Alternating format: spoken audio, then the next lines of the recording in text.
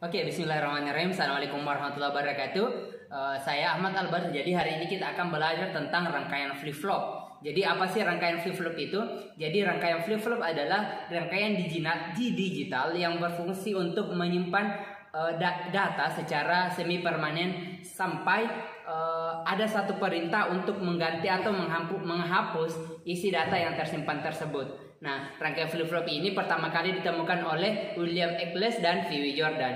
Nah, kemudian apa sih tujuan kita belajar tentang rangkaian flip-flop ini? Kenapa kita harus belajar tentang rangkaian flip-flop? Jadi, yang paling pertama yaitu untuk memahami prinsip kerja dari rangkaian flip-flop tersebut. Kemudian yang kedua, untuk mengetahui komponen apa saja yang sangat berperan penting dalam rangkaian flip-flop. Jadi, mungkin saja kita akan langsung praktikum rangkaian flip-flop. Jadi kali ini kita akan langsung praktikum rangkaian flip-flop. Nah, sebelum kita masuk ke rangkaiannya, mungkin teman-teman bisa lihat gambar di sini. Di sini yang alat-alat atau komponen yang kita butuhkan ada 2 buah resistor. Di sini ada 2 buah resistor. Kemudian ada 2 buah kapasitor. Kemudian ada 2 buah transistor. Dan 4 buah LED. LED 1, LED 2, LED 3, LED 4. Di mana pada transistor ini ada 3 kaki sebagaimana dipelajari di pengenalan komponen-komponen. Jadi transistor itu ada 3 kaki. Yang pertama yang paling bawah ini itu kolektor, kemudian yang di tengah basis, dan kemudian yang ke atas ini emitor. Jadi kita lihat kolektor itu kita tanahkan. Dua-duanya kolektor kita tanahkan atau kita groundkan. Kemudian basis nanti kita hubungkan ke resistor. Dan emitornya kita hubungkan ke LED yang dihubungkan juga ke kapasitor. Jadi teman-teman bisa pahami ini. Selanjutnya kita akan langsung ke praktikumnya. Nah, praktikumnya untuk alat komponen yang dibutuhkan tadi seperti yang saya sebutkan sebelumnya. Jadi teman-teman bisa lihat ke sini ada 4 buah LED. Teman-teman, 4 buah LED, ada 2 buah transistor. Kemudian ada 2 buah resistor cincin. Nah, sekarang tugasnya teman-teman menghitung berapa nilai dari resistor yang kita gunakan. Jadi resistor yang ini sama dengan yang ini dengan melihat warna yang ada pada cincinnya. Kemudian tidak lupa kita membutuhkan yang paling penting itu adalah kapasitor.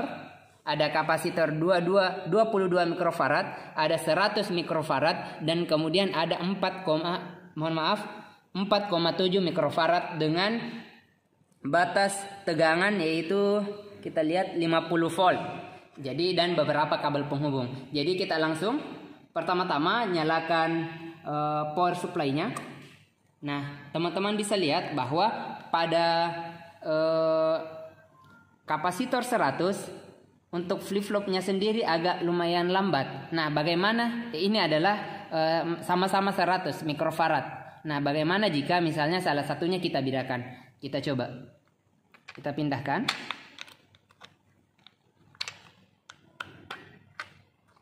Jadi ada 100, ada 4,7 mikrofarad. Kita lihat kedipannya lebih cepat dibanding yang tadi.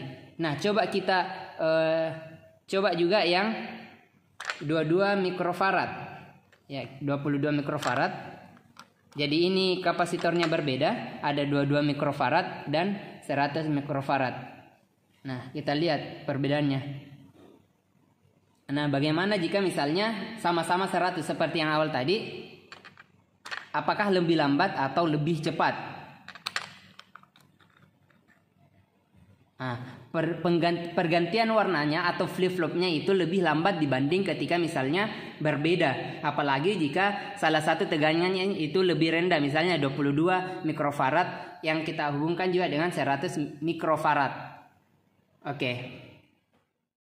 Jadi mungkin itu saja praktikum kita hari ini tentang rangkaian flip-flop. Jadi apa sih kesimpulan yang dapat kita pelajari dari rangkaian flip-flop? Jadi dari rangkaian flip-flop itu kita mengetahui bahwa ketika misalnya kapasitor kita isi dengan arus, maka lampu akan mati, lampu LED-nya akan mati. Dan ketika misalnya terjadi pengosongan, maka pengosongan arus kapasitor, maka lampu akan menyala. Nah, jadi dari situ pula dapat kita simpulkan bahwa yang paling berperan penting dari rangkaian flip-flop itu adalah komponennya, yaitu kapasitor. Karena kapasitor ini yang menyimpan dan melepaskan arus. Jadi mungkin itu saja untuk rangkaian flip-flop, praktikum rangkaian flip-flop. Assalamualaikum warahmatullahi wabarakatuh.